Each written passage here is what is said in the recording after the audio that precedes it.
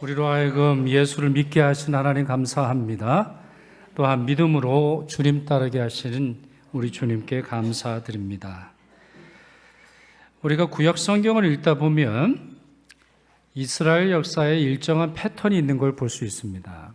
이 패턴은 좋은 패턴은 아니고 좋지 않은 부정적인, 오히려 신앙이 퇴보하는 그러한 패턴인데요. 신앙의 초기 세대는 하나님의 말씀을 온전히 경청하고 순종하며 또 성령의 충만함을 체험하죠. 그러나 그 다음 세대는 자기 부모님의 세대의 신앙의 핵심을 잃어버리고, 달리 말해서 본질은 이어받지 못하고 비본질적인 것들을 남겨놓는 걸 볼 수 있습니다. 그러면서 그와 같은 것을 내 부모님이 물려준 신앙이다, 종교 전통이다, 이렇게 말하고, 자, 이들도 이제 문제가 됩니다면 그 다음 세대는 훨씬 더 문제가 되죠. 사사기에 보면 이런 말씀이 있습니다. 이때가 여호수아와 함께 했던 사람들이, 달리 말해서 가나안 땅을 점령할 때 여호수아와 함께 했던 조상들이 죽은 후에 이스라엘 사람들의 영적인 형편을 말하는데요. 그 세대의 사람도 다 그 조상들에게 돌아갔고, 그 후에 일어난 다른 세대는 여호와를 알지 못하며 여호와께서 이스라엘을 위하여 행하신 일도 알지 못하였더라, 알지 못하였더라, 이렇게 설명을 하고 있습니다. 자, 이 다음 세대는 더 심각해지는데요. 이들은 할아버지 세대의 신앙을 완전히 무시하죠. 그래서 하나님의 은혜에 대해 비본질적인 것만 남겨놓은 아버지 세대로 말미암아 할아버지 세대의 위대한 신앙을 계승하지 못하고 국가 전체로 몰락하게 되는 일을 경험하게 되는데요. 이와 같은 패턴이 잘 나타나 있는 것이 여호수아 마지막 부분, 그리고 사사기 전체의 내용이 되겠습니다. 그런데요, 아쉽게도 이러한 퇴화되는 신앙, 점점 시간이 흐를수록 더 나빠지고 퇴화하고 형편없고 보잘것없는 이 신앙의 모습은 단순히 이스라엘 역사에만 나타나는 것이 아니라 성도 개개인의 삶에서도 나타난다라는데 심각한 비극적 현상이다, 이렇게 말씀드릴 수 있습니다. 주님께서 마태복음 20장 16절에 이런 말씀하셨어요. 나중된 자로서 먼저 되고 먼저 된 자로서 나중되리라. 무슨 말씀이에요? 나중된 사람이 열심을 내서 먼저 믿은 사람보다 더 좋은 신앙이 된다라는 거예요? 아니에요. 먼저 믿은 사람이 그 신앙도 제대로 유지하지 못함으로 말미암아 초신자들보다, 교회 처음 나온 사람들보다 더 형편없는 신앙이 된다라고 하는 거예요. 첫사랑을 에베소 교회가 버려있죠. 요한계시록 2장 5절 보시면 주님이 이렇게 경고하세요. 그 에베소 교회를 향해서 그러므로 어디서 떨어졌는지를 생각하고 회개하여 처음 행위를 가지라. 만일 그리하지 아니하고 회개하지 아니하면 내가 네게 가서 내 촛대를 그 자리에서 옮기리라 말씀하셨어요. 참 에베소 교회가 형편없이 되었죠. 처음 하나님을 사랑했고 더 깊어지고, 시간이 흐를수록, 세월이 흐를수록 더 하나님의 영광을 위해서 우뚝 서는 교회가 되어야 될 텐데, 아니 시작점으로 다시 돌아가야 할 정도로 이 교회가 형편없이 되었다라고 하는 것이죠. 그렇습니다. 우리의 신앙은 처음도 좋아야 하지만 시간이 흐르면 더 좋아져야 됩니다. 우리의 믿음은 처음도 좋아야 하지만 더 높아져야 하고, 더 깊어져야 하고, 더 관대해야 하고, 더 하나님을 닮는 거룩함이 나타나야 하는 것이죠. 그러나 아쉽게도 불행하게도 그렇게 되고 싶지는 않지만 너무나 많은 모습 속에서 우리의 신앙이 퇴화하는 문제가 있게 됩니다. 자, 그렇다면 이런 문제를 극복하는 방법은 뭘까요? 이러한 문제가 재현되지 않고 내 신앙 삶에서 더 이상 나타나지 않도록 하는 좋은 방법은 뭘까요? 저는 그 방법 중에 하나가 좋은 신앙의 모범을 담는 거라고 생각을 해요. 좋은 신앙의 모범. 나 혼자서는 잘 안 됩니다. 나 혼자서 막 이를 악문다고 이게 해결될 문제가 아니라 좋은 신앙의 모범을 정하고 그 모범을 따라가는 게 굉장히 도움이 되는 것이죠. 히브리서 13장 7절 보시면 신앙 지도자의 신앙을 본받아라 이렇게 말하고 있어요. 하나님의 말씀을 너희에게 일러주고 너희를 인도하던 자들을 생각하며 그들의 행실의 결말을 주의하여 보고 그들의 믿음을 본받으라 그랬습니다. 자, 앞에 있는 내용부터 보시죠. 하나님의 말씀을 너희에게 알려준 사람, 너희를 인도한 사람 누구예요? 누구예요? 여러분 누굴 통해서 예수를 믿게 됐어요? 누굴 통해서 교회를 다니기 시작했어요? 전도하신 분, 구역장님, 아니면 전도부, 아니면 목회자, 등등 여러분이 계시겠죠? 그분들의 신앙의 결말을 주의하여 살펴보고, 그러니까 그분들이 했던 말이 중요한 게 아니고 그분들의 신앙의 결말이 뭐예요? 그분들의 신앙의 가장 정점에 이른 모습만이 아니라 그분들의 노후가 어떻게 되든가요. 그분들이 교회의 직분이 무엇인지가 아니라 그게 중요한 게 아니라 그 직분을 어떻게 감당하든가요. 그래서 그분들의 신앙의 삶의 마지막은 뭐였나요? 신앙의 결말, 믿음의 결말, 기도의 결말, 봉사의 결말, 어떠한 열매를 맺었나요? 그거를 주의 깊게 살펴보고 만약에 시작도 끝도 처음도 결말도 처음에 시작할 때나 마지막 열매를 맺을 때나 아니면 그분들이 직분을 받을 때나 마지막 이 세상을 떠날 때의 모습을 주의 깊게 살펴보고 그것이 주님의 모습을 닮았다면 그대로 본받으라 이렇게 설명하고 있어요. 그리고 그리스도를 잘 따랐던 성경 인물의 신앙과 삶을 본받는 것도 굉장히 도움이 됩니다. 그렇게 바울이 이렇게 말했던 것이지요. 고린도전서 11장 1절 내가 그리스도를 본받는 자가 된 것 같이 너희는 나를 본받는 자가 되라 그랬습니다. 너희는 나를 본받는 자가 되라. 이 말은 교만한 말이 아니에요. 오만한 말이 아니에요. 굉장히 지혜로운 말이에요. 간혹 자기 자신의 믿음을 굉장히 긍정하시고 자신의 믿음에 대해서 아주 자부심이 넘쳐나는 분들 중에 이런 주장을 하는 분이 있어요. 목사님, 저는 사람의 말 안 따릅니다.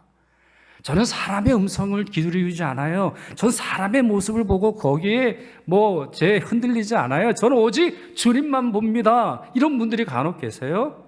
저는 굉장히 위험한 신앙이라고 생각해요. 그리고 성경적 신앙과는 조금 다른 신앙으로 나아갈 가능성도 매우 높다고 봐요. 사실 우리는 주님을 따라야 하는데 주님을 따르기 위해서는 주님을 따라갔던 신앙 선배들의 모습이 굉장히 중요한 거예요. 그래 아까 말씀드렸잖아요. 이스라엘 역사에 단계가 있는 법이에요. 한 번에 망하지 않았습니다. 이스라엘은 한 번에 망한 게 아니에요. 이스라엘이 망했다라고 하는 것은 그 앞선 세대가 하나하나씩 갉아먹은 거예요. 하나하나씩. 1세대는 온전한 순종을 했고 2세대는 뭔가 거기에 뭔가를 빠뜨렸고 그 다음에 3세대는 뭔가 거기서 비본질적인 걸 본질적인 것보다 더 중요하게 만들어 놓고 자기들의 종교 전통을 하나님의 말씀보다 더 가치 있는 것으로 만들므로 말미암아 마지막 멸망할 때 보면 하나님의 말씀이 뭔지 하나님이 살아계신지조차 백성들이 온전히 이해하지 못하는 극도의 혼란이 있는 것을 볼 수 있습니다. 자, 그런 점에서 바로 이와 같이 신앙이 퇴화하지 않기 위해서 신앙 선배들의 모습이 참 중요한데 바로 그런 점에서 아브라함이 정말 중요한 사람입니다. 그렇게 구약 성경만이 아니라 신약 성경을 읽어보면 아브라함에 대한 언급이 얼마나 많은지 몰라요. 복음서에도 그렇고 서신서에도 아브라함이 굉장히 중요한 인물로 다루어집니다. 사도 바울도 마찬가지인데요. 로마서 1장에서 3장까지 이신칭의 교리를 설명을 합니다. 세상에 한 사람도 의인이 없습니다. 모든 사람이 죄를 범하였으며 하나님의 영광에 이르지 못하게 되었어요. 그러나 의로운 길이 하나 열렸는데요. 예수 그리스도를 믿는 믿음으로 말미암아 의로워질 수 있다라고 하는 사실을 설명하죠. 그런 후에 로마서 4장에서 이와 같은 이신칭의의 교리, 이신칭의의 신앙을 입증하는 한 인물을 설명하는데 바로 그분이 아브라함이라는 것이죠. 로마서 4장 3절 보시죠. 같이 읽겠습니다. 성경이 무엇을 말하느냐? 아브라함이 하나님을 믿음에 그것이 그에게 의로 여겨진 바 되었느니라 해서요. 자, 여기서 성경은 구약 성경 전체를 의미할 수도 있어요. 그러니까 아브라함의 역사적인 이야기를 담은 창세기뿐만 아니라 아브라함을 인용하는, 설명하는 그런 여러 구약 성경을 의미하기도 하는데 무슨 말이에요? 성경이 인정한 믿음이라는 거예요. 성경이 반복해서 이 아브라함의 믿음이 정말 좋은 믿음이라고 인정을 했다고 하는 것인데, 자, 여기서 아주 좁게 보면 이 성경이라고 하는 말을 창세기 15장 6절을 볼 수 있겠는데요. 이때는 어느 때냐? 아브라함이 좀 하나님께 실망했던 걸로 보여요. 엘리에셀이라고 하는 자기의 종을 상속자로 이제 세우려고 해요. 이게 무슨 말이에요? 하나님께서 아들 주신다고 약속하셨는데 뭔가 마음에 좀 삐딱함이 있고, 아이 하나님 괜찮습니다. 그냥 저는 이 엘리에셀이라고 하는 종에게 제 전 재산을 물려줄 테니까 뭐 아들 안 주셔도 됩니다. 이러한 마음을 품었을 때예요. 근데 하나님께서 아들 주신다고 말씀하시고 내가 너와 함께 하리라고 하는 말씀을 주셨는데 그걸 믿었다라고 하는 거죠. 자, 이때는 아직 하나님과 공식적인 언약을 체결하기 전이었고요. 할례에 대한 명령은 한참 후에나 이루어집니다. 한참 후에. 할례에 대한 말씀은 창세기 17장에 나오는 이야기예요. 그러니까 굉장히 몇 년 아니면 10몇 년 전에 아브라함이 하나님의 약속을 믿었다라고 하는 것인데요. 자, 그렇다면 이와 같이 하나님께 뭔가 드린 것도 없고 하나님께 뭔가 대단한 신앙의 열매, 신앙의 어떤 대단한 것을 드리지 않았음에도 불구하고 하나님의 말씀을 믿었다라고 하는 이 사실로 말미암아 그를 의롭게 여긴 이 아브라함의 믿음은 어떤 믿음일까요? 자, 오늘 본문에 이렇게 바울이 설명하고 있습니다. 18절에서 21절 우리 같이 읽겠습니다. 그가 100세나 되어 자기 몸이 죽은 것 같고 사라의 태가 죽은 것 같음을 알고도 믿음이 약하여지지 아니하고 믿음이 없어 하나님의 약속을 의심하지 않고 믿음으로 견고하여져서 약속하신 그것을 또한 능히 이루실 줄을 확신하였으니 그랬어요. 자, 이 말씀에서는 우리 크게 세 가지 아브라함 믿음의 특성을 확인할 수 있습니다. 첫째, 믿을 수 없는 중에 믿었어요. 믿을 수 없는 중에 믿었어요. 둘째, 하나님의 약속을 믿었어요. 셋째, 하나님의 전능하심을 믿었어요. 자, 다 외우셨죠? 자, 첫째, 아브라함의 믿음은 갑자기 여러분 눈이 커졌어요. 네. 자, 첫째, 아브라함의 믿음은 어떤 믿음이요? 믿을 수 없는 걸 믿었어요. 둘째, 하나님의 약속을 믿었어요. 셋째, 하나님의 전능하심을 믿었어요. 믿음의 이 3대장, 이 세 가지 중에 하나만 믿을 수가 없고 하나를 믿을 때 이 세 가지는 항상 따라오는 거예요. 자, 그 내용을 좀 보시죠. 첫째, 아브라함은 믿을 수 없는 중에 믿었어요. 오늘 본문 18절 상반절 보시면 이런 말씀이 있습니다. 아브라함이 바랄 수 없는 중에 바라고 믿었으니. 여러분, 수차례 말씀드리죠. 어느 때 소망이 필요하든가요? 여러분 인생에 어느 때 희망을 붙들어야 합니까? 어느 때 한 손으로 아니라 그냥 두 손으로 희망을 움켜줘야 할 때이죠? 어느 때예요? 정말 소망이 없을 때, 아무 곳에서도 소망을 발견할 수 없을 때 소망이 필요한 거예요. 그럼 믿음은 어느 때 필요한 거예요? 정말 믿기 어려울 때 믿어야 한다는 거예요. 자, 그게 불안함입니까? 그게 우울함입니까? 그게 상황입니까? 그게 돈의 문제입니까? 내 애의 문제입니까? 우리 집안의 문제입니까? 나라의 문제입니까? 세상의 전쟁이 그치지 않는 문제입니까? 정말 우리가 믿음을 확인하기 어려울 때 뭐가 필요해? 그때 믿음이 필요한 거예요. 아니, 다 잘 되는데 무슨 믿음이 필요해요? 다 모든 것이 너무나 완벽한데 내가 믿기에 정말 어려운 거죠. 19절 다시 한번 읽어보겠습니다. 같이 읽죠. 그가 100세나 되어 자기 몸이 죽은 것 같고 사라의 태가 죽은 것 같음을 알고도 믿음이 약하여지지 아니하고 그랬습니다. 여러분, 창세기를 잘 아시겠습니다만 아브라함과 사라는 어떤 부부예요? 자, 아기를 임신한 적은 있나요? 애를 임신한 적은 있어요? 예를 들어 임신을 했는데 30대에 결혼을 하고 나서 임신을 했는데 자연유산이 된 거예요?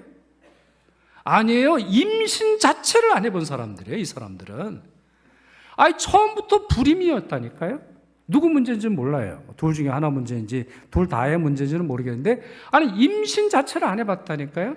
30대도 40대도 50대도 한 번도 임신이라는 걸 해본 적이 없어요. 그런데 지금 남편은 99세고 부인은 89세가 될 때까지 애를 갖지 못했는데 믿겨집니까? 아니, 믿겨지지 않죠. 이 말씀에 보면 100세가 되어 자기 몸이 죽은 것 같고 라고 하는 말은 병에 걸렸다고 하는 말이 아니라 이제는 자녀를 낳을 수 없는 게 너무나 명백한 상황이라고 하는 바로 그러한 말씀인데요. 그와 같은 상황에서 아브라함의 믿음이 어떻다고요? 약해지지 않았어요. 처음이나 나중이나 한결같았어요. 일말의 가능성이 있을 때나 그 가능성조차도 사라진 후라도 그의 믿음은 한결같았습니다. 이게 참 믿음이고 바로 이 믿음이 하나님이 의롭다 인정하시는 믿음인 것이죠. 둘째, 아브라함은 하나님의 약속을 믿었어요. 그렇습니다. 아브라함의 믿음의 근거는 뭐예요? 과학의 힘이에요? 네, 수술 잘하는 의사 만나면 애 낳는 겁니까? 아니면 뭐 우연히 어떤 조건을 맞추면, 어떤 상황을 맞추면 애를 낳는 거예요? 아니면 열심히 노력하면 되는 거예요? 시간이 흐르면 되는 거예요? 뭐라고 되어 있어요? 하나님의 약속을 믿은 거예요. 하나님이 그렇게 약속하셨다. 그러니 나는 믿는다. 이렇게 고백하고 있는 것이죠. 18절 하반절과 20절 말씀 보시죠. 같이 읽겠습니다. 이는 내 후손이 이같으리라 하신 말씀대로 많은 민족의 조상이 되게 하려 하심이라.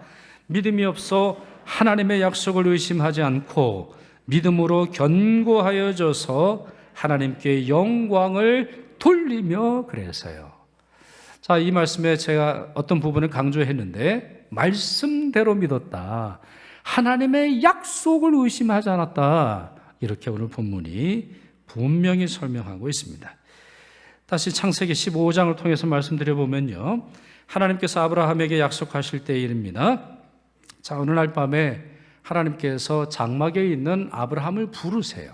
이제 음성으로 부르시는 거죠. 아브라함아, 너 좀 나와라. 우리 집안에 있지 말고 좀 나와라. 그렇게 말씀하시면서 어두운 하늘을 우러러 보도록 하셨어요. 하늘을 좀 봐라.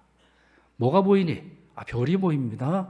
그러면 별이 얼마나 보이니? 물으시면서 하나님 뭐로 말씀하세요? 저 별들처럼 내 자손이 이와 같으리라. 두 번 말씀하세요. 창세기 15장 5절, 창세기 15장 18절 두 번 말씀을 하세요. 아브라함은 이 약속을 붙든 거예요.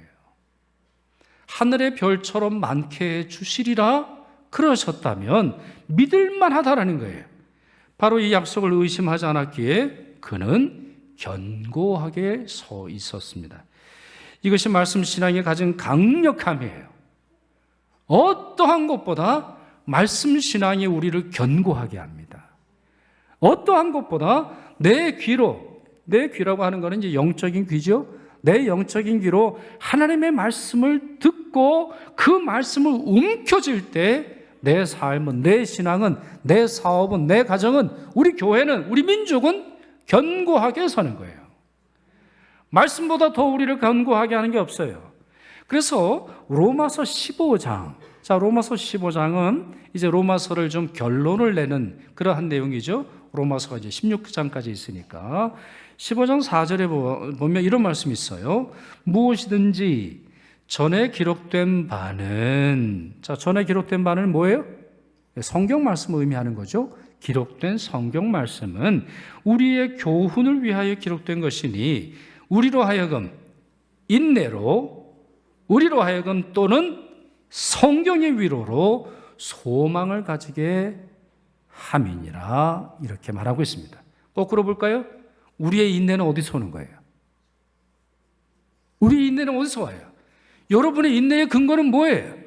참고 견디고 기다리고 미래에 하나님께서 은혜 주신다라고 하는 것을 믿을 수 있는 이유는 뭐예요? 말씀이라는 거예요. 또한 여러분의 소망은 어디서 옵니까? 성령의 위로는 어디서 오나요? 성령께서 여러분의 몸을 만지시고 여러분의 마음을 만지시고 여러분의 상황을 만지시고 우리 주변의 여러 가지 일들로 위로가 가득 차도록 하시는데 그것이 무엇으로 진행이 돼요? 기록된 말씀으로 된다는 거예요. 그러니 여러분이 매일처럼 하나님의 말씀을 읽어야 되는 것이고 잠 주무시기 전에도 하나님의 말씀이 여러분의 심령을 붙들어 주기를 갈망하셔야 되는 것이죠. 그렇습니다. 하나님의 교훈은 우리를 견고하게 세웁니다.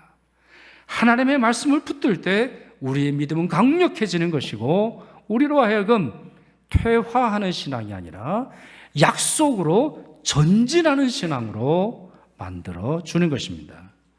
셋째, 아브라함은 하나님의 능력을 믿었어요. 하나님의 능력을 믿었어요.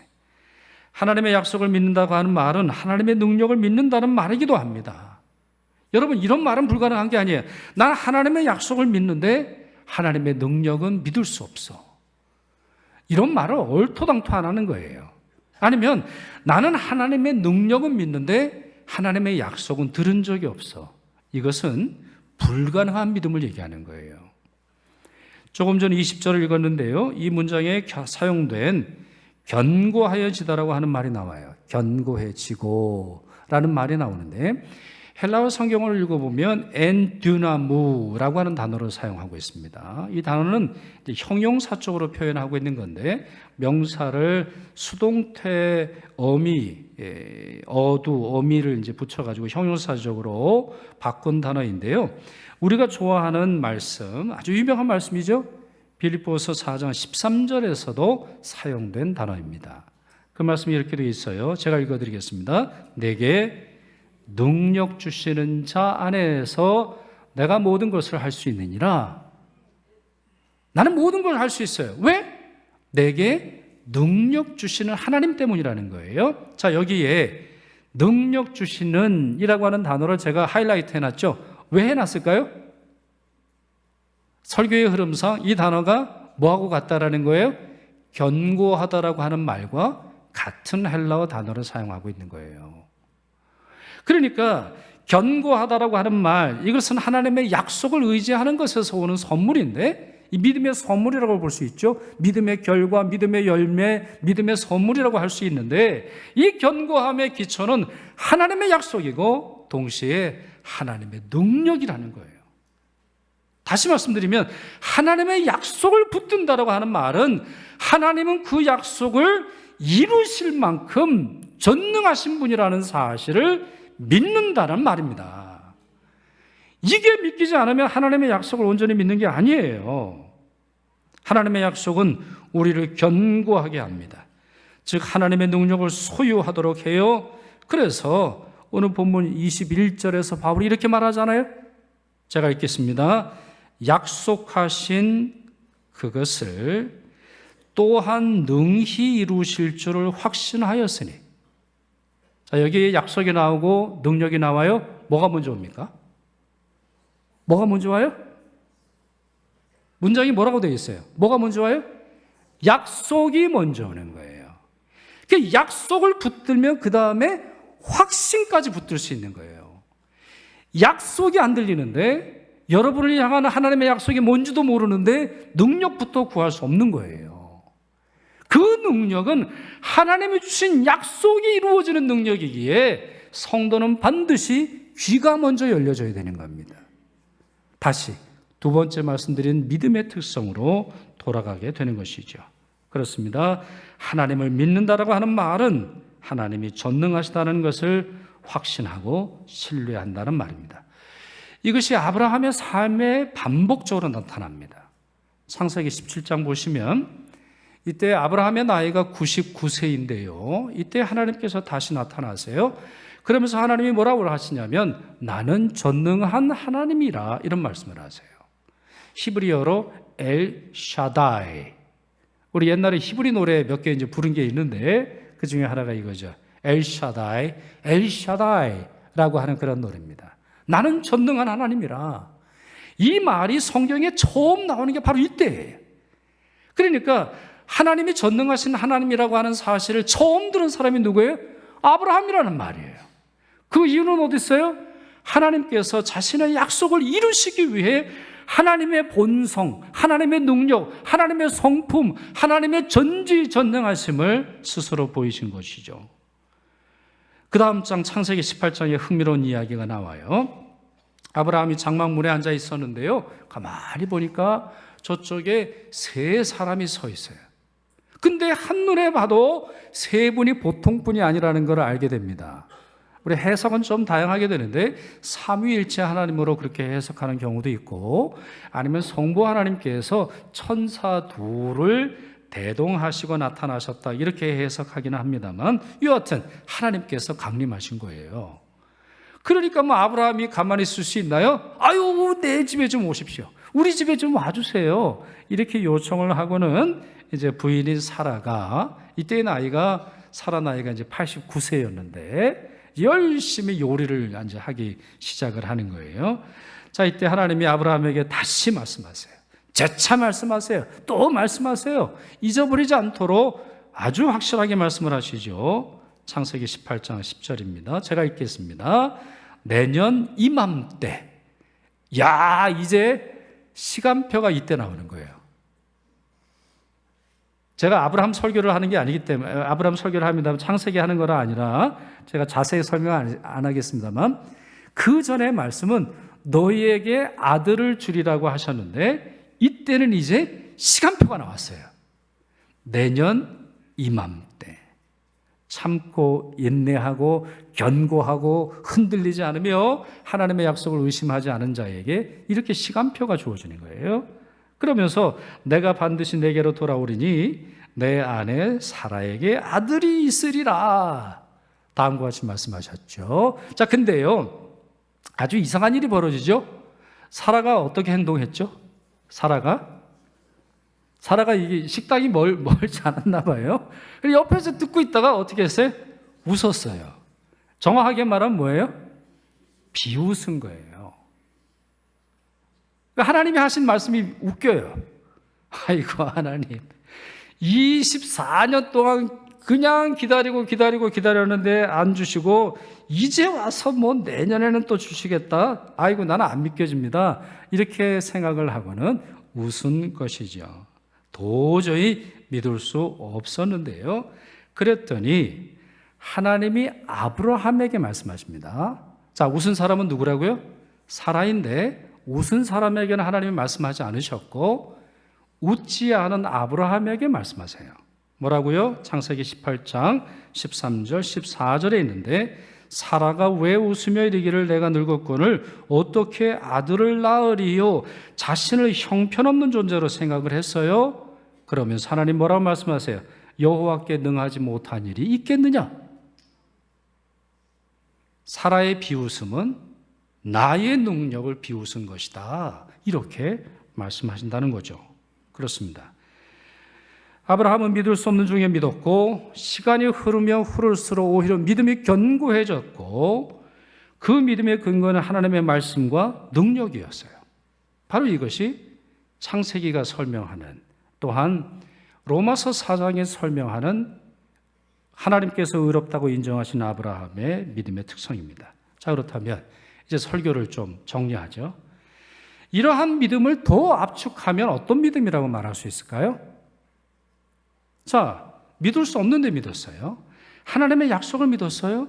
하나님의 능력을 믿었습니다. 하나님이 전지전능하시다라고 하는 사실을 믿었어요. 이 세 가지의 특성을 다시 하나로 압축하면 어떤 믿음이라고 볼 수 있을까요?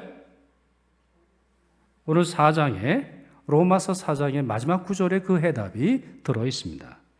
그에게 의로 여겨졌다 기록된 것은 아브라함만 위한 것이 아니요 의로 여기심을 받을 우리 크리스천들도 위함이니, 구약의 성도들만이 아니라 신약의 성도들, 예수를 믿는 우리 크리스천들에게도, 교인들도 위함이니, 그 다음에 뭐라고 말씀하고 있죠? 곧 예수 우리 주를 죽은 자 가운데서 살리신 이를 믿는 자니라. 어떤 믿음이에요? 예수의 십자가와 부활을 믿는 믿음이 아브라함의 믿음이었다는 거예요. 죽은 자를 다시 살리시는 이 믿음이 아브라함의 믿음의 내용이었다는 겁니다. 그렇습니다. 시대로 구분해 보자면 아브라함은 구약시대의 인물이에요. 아주 예수님이 탄생하시기 한참 전의 인물입니다만 예수 그리스도의 십자가 죽으심과 부활을 믿었어요. 그렇기에 그가 비록 죽은 자처럼 되었어도 하나님이 생명의 역사를 이어가실 것이라는 이 사실을 믿었던 것이고, 그렇게 낳은 아들을 모리아 산에서 제물로 드리라고 할 때도 주저하지 않았어요. 부활 신앙을 가진 자는 이렇게 살아갑니다. 사랑하는 여러분, 여러분이 기도하고 간구하고 붙들고 유지해야 하는 믿음이 바로 이 믿음입니다. 이 믿음에서 흔들리면 여러분은 퇴화하도록 되어 있어요.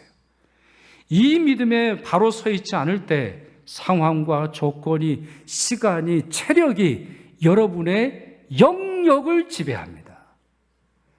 왜 여러분의 영혼이 육신의 쇠함에도 불구하고 하늘로 향해 나아가지 못합니까?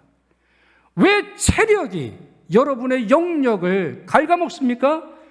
왜 재력이 여러분의 영역을 형편없이 만듭니까? 참 믿음에 서 있지 못하기 때문이에요. 그러니 이 믿음을 구하십시오. 예수 그리스도의 십자가를 믿는 믿음을 구하십시오. 예수 그리스도의 부활이 여러분의 부활이 될 것임을 믿는 기도를 드리시길 바랍니다. 물론 믿음의 역사는 많고 넓고 또한 다양합니다. 아들을 주시는 믿음, 생명을 살리시는 믿음, 병을 고치시는 믿음, 문제를 해결해 주시는 이 믿음도 여러분이 얻으시기를 바랍니다. 그러나 더 중요한 것은 바로 이 십자가와 부활의 믿음인데요. 그 이유는 성경의 모든 약속, 성경의 모든 하나님의 전능하심의 요체와 본체와 목적과 목표가 바로 예수 그리스도의 십자가와 부활에 있기 때문입니다. 이 믿음으로 견고하게 서시는 여러분 되시길 바랍니다. 그래서 하나님으로부터 의롭다 하심을 여김을 받으시는 여러분 되시고, 많은 사람들이 어떻게 해야 합니까? 무엇이 참 믿음입니까? 믿는 사람들은 어떻게 살아갑니까? 질문을 할 때 하나님께서 여러분을 가리키시면서 저 사람처럼 믿으라. 저 사람처럼 믿기 어려울 때 믿고, 저 사람처럼 하나님의 약속을 붙들며, 저 사람처럼 부활로 말미암아 입증된 하나님의 전능하심을 믿는 자가 되라. 이러한 칭찬을 들으시기를 바랍니다. 기도하겠습니다. 믿음과 소망과 사랑의 주님, 믿음의 조상들을 통해 신앙의 길을 보이시는 주님의 은혜에 감사드립니다. 저희들도 아브라함처럼 참 믿음 얻기를 원하오니 믿을 수 없는 중에 믿으며 하나님 말씀으로 견고해지고 어떠한 상황과 환경 속에서도 하나님 능력을 신뢰하도록 도와주옵소서.